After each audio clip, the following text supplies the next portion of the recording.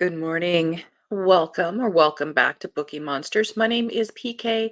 It is Wednesday, September the 18th, and we are here to look at the new releases that are being set free this week. They're being published this week. We're looking at them genre by genre. Every day of the work week, Monday through Friday, we look at a different genre. On Mondays, we look at cozy mysteries. On Tuesdays, we look at mysteries and thrillers. Wednesdays, like today, we are doing romance. Tomorrow will be fantasy and science fiction. Oh, Kim, I'm glad they're taking care of you. I'm sorry but maybe this will help. Maybe this will help. Sending you so much loving vibes. Hi, Anita. Good afternoon. How is it there? Here in Billings, it's going to be raining all day. It is rainy and stormy, which is not a bad thing. Hence, I have my sweatshirt on. It's going to be mostly in the 50s today. All right. Quick announcements. I don't have any sprints tonight. We don't do them on Wednesday nights. I do them every Tuesday and Thursday evenings and Saturday afternoons. So 3 times a week, but not tonight. Oh, good. All right. We are going to be looking at romance.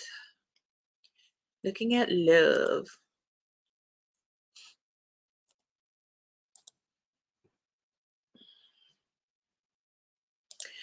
I've made a pot of egg roll soup this morning, so I can have that today.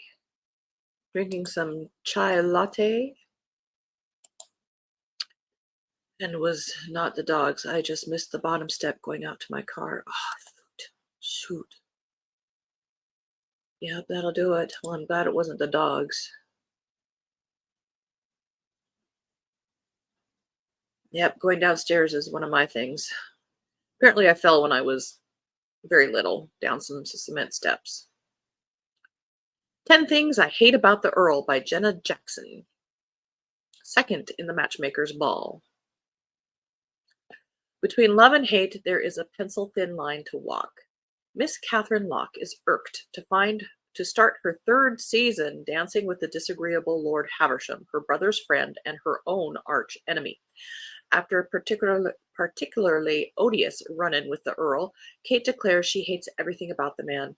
When her brother challenges her to come up with even 10 things she doesn't like about Haversham, a gleeful Kate is itching to pull the quill to paper to point out everything she finds wrong with the man. Unexpectedly, she finds the task harder than she thought because she keeps remembering things she secretly likes about the gentleman instead. Frustrated, Kate shoves the list in a drawer, determined to stop thinking about Haversham. But can she? Marcus, Lord Haversham, is in a tight pinch. His estates are failing, and worse, he's just lost £3,000 to his best friend, Lord Ainsley. Ainsley's solution: have Marcus marry his shrewish sister, and he'll cancel his gambling debt plus give him £10,000 for her dowry. With nowhere else to turn, Marcus agrees, praying he can keep word of the wager from Miss Locke long enough to charm her into marrying him. When Marcus discovers Kate's list, however, he can't keep himself from trying to show her how wrong she is about him. But in the process, will he be able to avoid falling in love with the stubborn woman? Sort of elements of Taming of the Shrew there. But seriously, if you're marrying somebody who just gambles £3,000, that's not a good guy. Not that they had much choice back then. Just saying.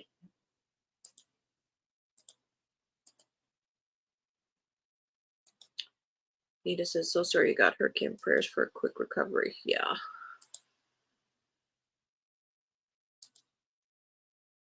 All Signs Point to Malibu by Jennifer Snow. Haley Harris can't stop messing with fate. A successful life coach, Haley uses her ability to glimpse the future to guide her clients down the right path. But her gift has made her own life lonely. After all, having a real friend would mean asking someone to believe the unbelievable. The one person she might have confided in, her ex, Liam Jensen, is newly engaged to a beautiful, sweet, thoughtful heiress. But when Haley has a vision predicting a not-so-happy ending for the couple, her mission is clear: help Liam and his fiancée avoid the biggest mistake of their lives.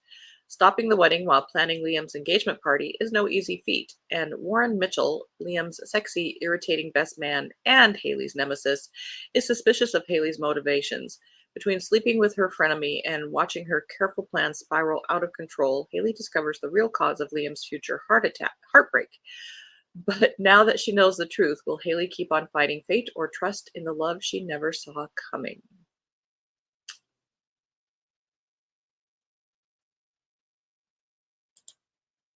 We noticed in all these romances, these women have amazing careers, yet in real culture, having a job is not something that is valued. Good afternoon, Helen. How you doing? We are looking at romance. Can't Help Falling in Love by Sophie Sullivan. Has a fall vibe there. Lexi Danby is looking for some no strings fall fun. I think that's code for sex. Once a college track star, she was forced to drop out when her father passed away. Now she's trying to make ends meet while putting herself through school and caring for her grieving mother. When her comically bad waitressing lands her directly in the path of a handsome, charming stranger named Will, I bet he's rich too.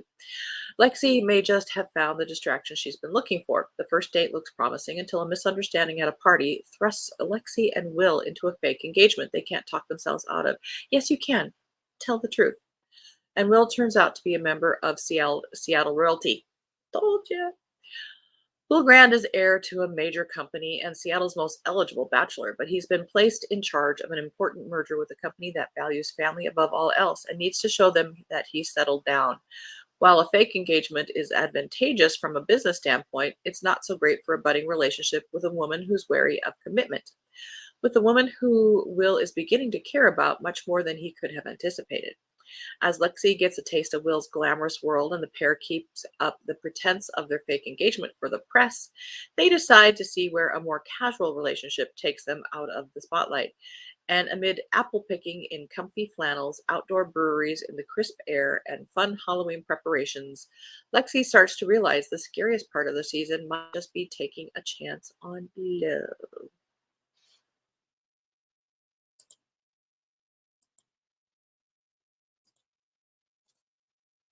Told you he'd be rich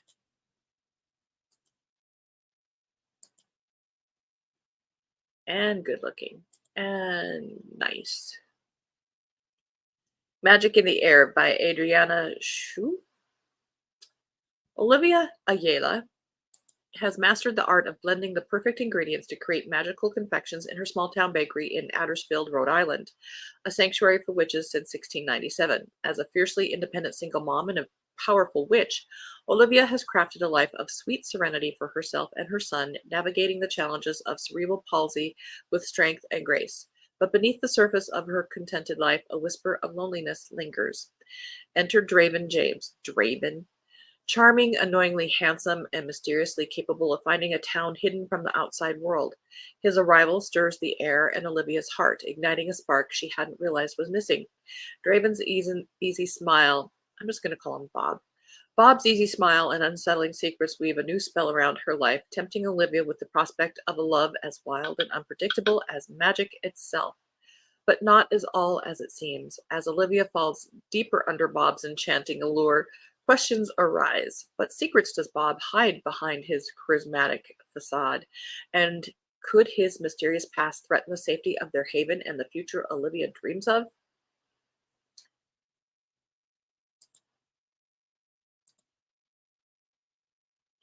End of row one.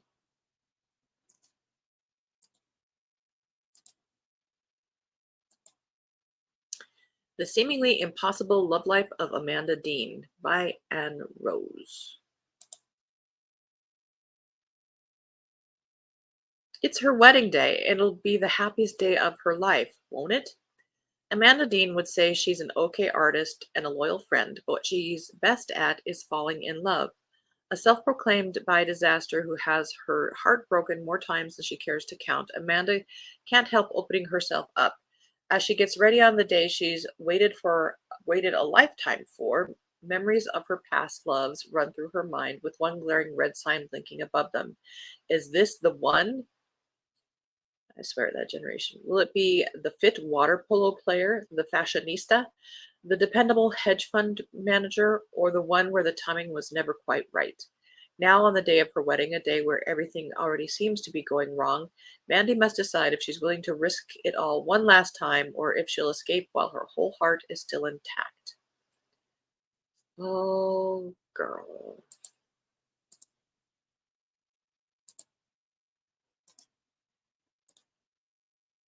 Or oh, author.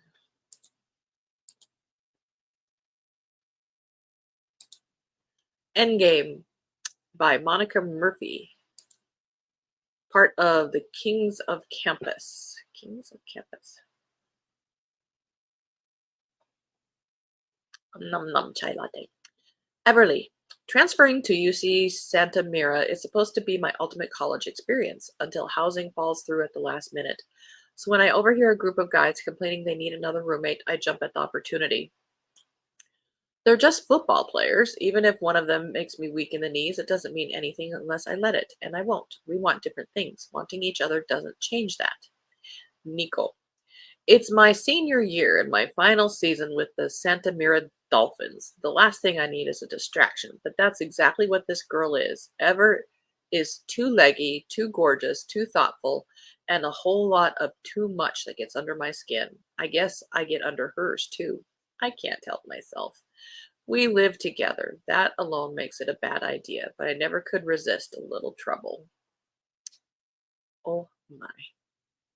Calling her Ever. I actually knew a girl named Everdawn. That was her first name. With all these pink covers, don't they all start to look alike? Is that just me? I think it's just me.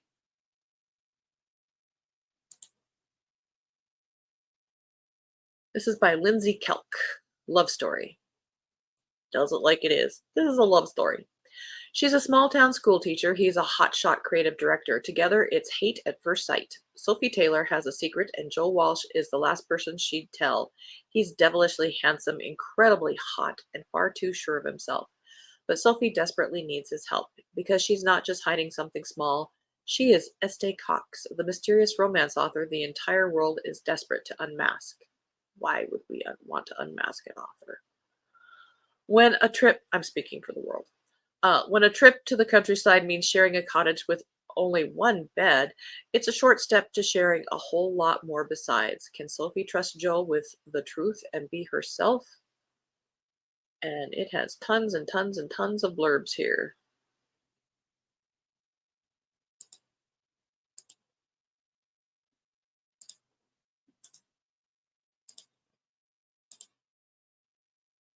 My Vampire Plus One, second in the My Vampires series. The first book is My Roommate is a Vampire.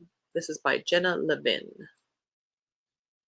Amelia Collins is by definition successful. She would even go so far as to say successfully single, but not according to her family, and she's tired of the constant questions about her non existent dating life. When an invitation to yet another family wedding arrives, she decides to get everyone off her back once and for all by finding someone, anyone, to pose as her date.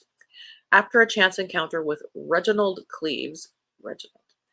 Amelia decides he's perfect for her purposes. He's a bit strange, but that's fine. It'll discourage tough questions from her family, and it certainly doesn't hurt that he's very handsome. For centuries old vampire Reggie posing as her plus one sounds like the ultimate fun, and it helps his ruse of pretending to be human so much the better. As Amelia and Reggie practice their romance, it becomes clear that Reggie is as loyal to her as the day is long, and that Amelia's first impressions could not have been more wrong. Suddenly, being in a real relationship with Reggie sounds pretty fantastic. Here's my thing about vampire romances. I have a lot of things about vampire romances. First of all, I don't find vampires romantic or sexy. Second of all, isn't it creepy? I mean, this dude is centuries old, and she's in her 20s, I'm suspecting. Ew.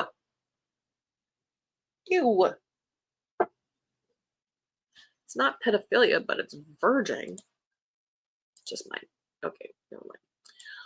End of that row.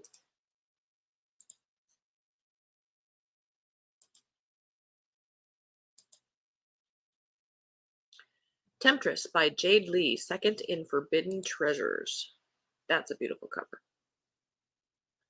The time has come for Emperor Xianfeng to choose a wife. All noble virgins must come to the Forbidden City to compete, hoping to become empress. They will endure 3 trials of purity before they meet their emperor, and they must find favor from the Dowager Empress, her greedy eunuchs, and most dangerous of all, the master of the festivity, Sun Bo Tao.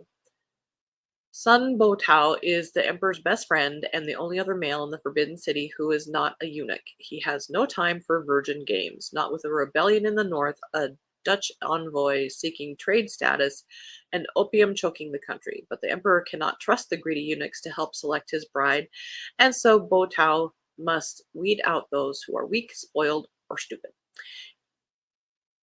I like that. He never expected to find a brilliant mind in the delectable body of a virgin. Chen Jiyu is prepared to be a political wife. She knows how to appear chaste, bribe where appropriate, and navigate the bitter rivalries inside the Forbidden City, but she never learned how to resist the temptations of the Emperor's best man. Sunbo Tao holds her future in his hands. He also holds her body with reverence and kisses with passion. How can he stir such desires in her when she knows her purpose? But in a competition to become empress, love is the greatest weapon of all. I love the diversity of it. And again, that cover is beautiful. But in a romance book, they've certainly stolen all the tropes. Competition, love's the best friend, forbidden love. Whispered Melodies by Alexa Aston, 5th in Lost Creek, Texas Hill Country. Welcome to Lost Creek, Texas, a small town deep in the heart of Texas Hill Country where people come seeking new opportunities and a chance to reinvent themselves and maybe even find love. A man emotionally closed off from the world, a woman starting a new life, 2 individuals who have suffered tragedies and now have a second chance at love. I do like a second chance story. Country songwriter Tucker, of course, Young lost his pregnant wife to a drunk driver. He's retreated into himself, guilty because he survived the car crash. His ability to write a pretty melody and pen its lyrics has dried up. He winds up in Lost Creek, a small town in the Texas Hill Country where he spent summers with his cousin, Rye Blackwood. Tucker hopes to recover from his devastation and find both solace and inspiration. 2 years ago, Reagan Bradley's fiancé was killed a week before their wedding, and she buries herself in work to overcome her grief.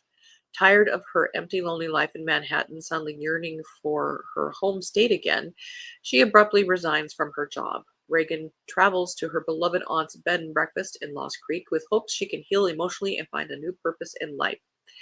Neither Tucker nor Reagan is looking for love, but a friendship blossoms between them, and they feel safe sharing their stories of grief and the struggles they've faced. Tucker regains his interest in life and songwriting again, while Reagan makes new friends and settles into the Lost Creek community. Will Tucker and Reagan navigate their complicated feelings for one another and face their fears even as they learn to trust and love again?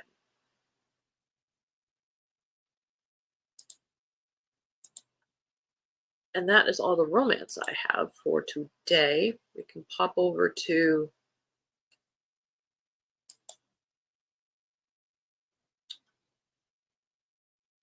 Cozy Mysteries and get another couple in.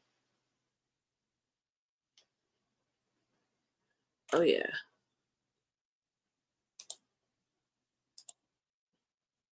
We did that one.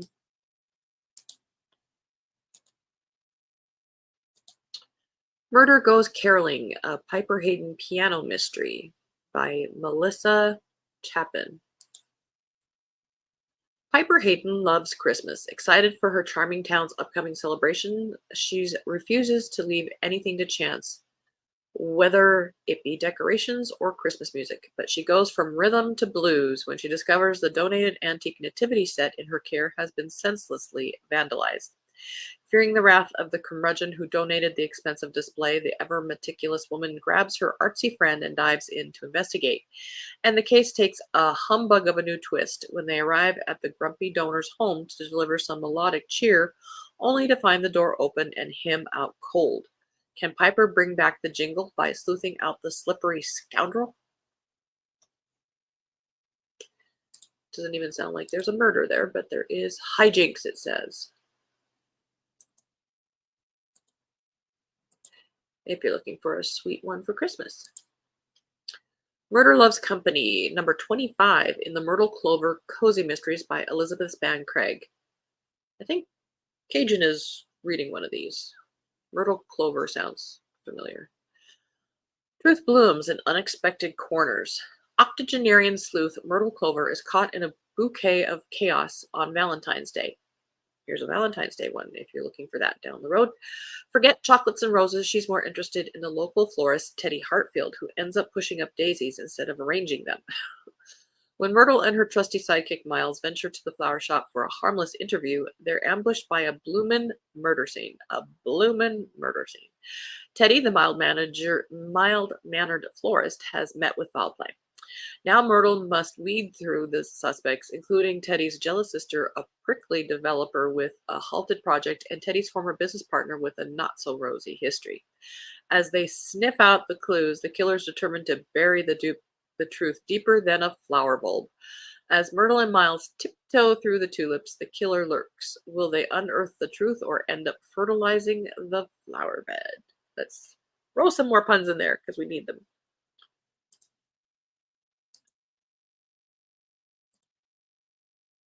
A Holiday for Homicide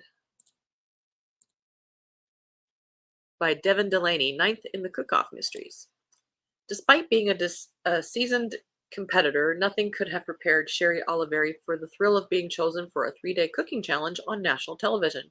She's dying to tell her friends, but she and everyone else involved in the contest has been sworn to secrecy until it airs. Still, that's not stopping someone from penning cryptic notes about the show for the whole town to read, which has the production crew on edge, right up until one of them is found dead. Determined to root out the killer, Sherry suspects the truth lies with whoever's behind the mysterious notes, which have now turned dark with menacing comments on the murder and suggestions of buried secrets. Trying to unravel it all while focusing on her recipes, Sherry's stopped dead in her tracks when the cook-off host drops a bombshell. With no time to spare, she'll have to unearth the one missing ingredient that will ensure the killer's cooked. Includes recipes from Sherry's kitchen. And that's all the time we have for today. So we had some romance.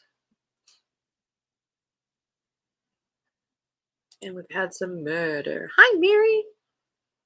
That's okay. Sorry to hear your woes, Kim. Hope you are okay. Yeah.